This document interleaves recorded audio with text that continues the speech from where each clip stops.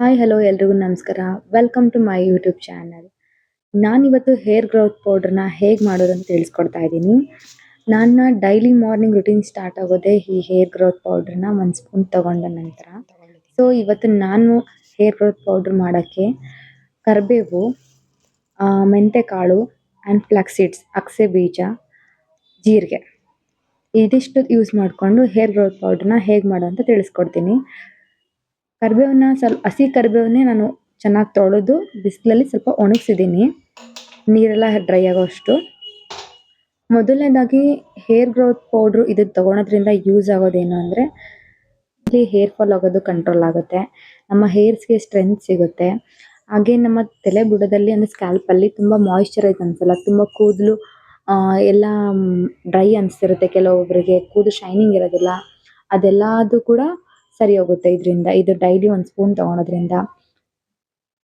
Mainly flax ಸೀಡ್ಸಲ್ಲಿ omega 3 fatty accidents ತುಂಬಾ rich ಆಗಿರುತ್ತೆ. ಸೊ ಅದನ್ನು ನಾವು ಡೈಲಿ ಕನ್ಸ್ಯೂಮ್ ಮಾಡೋದ್ರಿಂದ ನಮ್ಮ ಬಾಡಿಗಾಗಿರ್ಬೋದು, ಸ್ಕಿನ್ನಿಗಾಗಿರ್ಬೋದು, ಹೇರಿಗಾಗಿರ್ಬೋದು ತುಂಬಾ ಯೂಸ್ ಆಗುತ್ತೆ.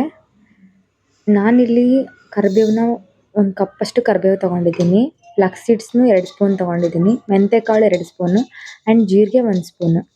ಎಲ್ಲನೂ ಒಂದೊಂದಾಗೆ ಲೋ ಫ್ಲೇಮ್ನಲ್ಲಿ ಗ್ಯಾಸ್ನ ತುಂಬ ಕಡಿಮೆ ಇಟ್ಕೊಂಡು ಈ ಥರ ಹುರ್ಕೋಬೇಕು. ಇದನ್ನು ಮಾಡಬೇಕಾದ್ರೆ ತುಂಬ ಲೋ ಫ್ಲೇಮ್ನಲ್ಲಿ ಇಟ್ಕೊಂಡೇ ಮಾಡಬೇಕು, ಯಾಕಂದ್ರೆ ಜಾಸ್ತಿ ರೋಸ್ಟ್ ಮಾಡೋ ಹಂಗಿಲ್ಲ. ಆ್ಯಂಡ್ ಡೈಲಿ ಇದನ್ನು 1 ಸ್ಪೂನ್ನ ನಾವು ಡ್ರೈ ಪೌಡ್ರಾಗೆ ತೊಗೊಂಡು ನೀವು 1 ಗ್ಲಾಸ್ ನೀರು ಕುಡಿಬೋದು. ಅಥವಾ ನೀರಿನಲ್ಲೇ ಸ್ವಲ್ಪ ವಿಷ ಅನಿಸುತ್ತೆ ಕುಡಿಯೋಕ್ಕೆ, ಒಗರು ಅನಿಸುತ್ತೆ ಕರಿಬೇವು ಕುಡಿಯೋಕ್ಕೆ ಅಂತ ಅನ್ನೋರು 1 ಗ್ಲಾಸ್ ನೀರಿಗೆ ಅರ್ಧ ಚಮಚ ಬೆಲ್ಲ ಹಾಕ್ಕೊಂಡು ಇದು 1 ಸ್ಪೂನ್ ಪೌಡ್ರ್ ಹಾಕ್ಕೊಂಡು ಕುಡಿಬೋದು. ಆವಾಗ ಅಷ್ಟು ವಿಷ ಅಥವಾ ಒಗರು ಅನಿಸೋದಿಲ್ಲ.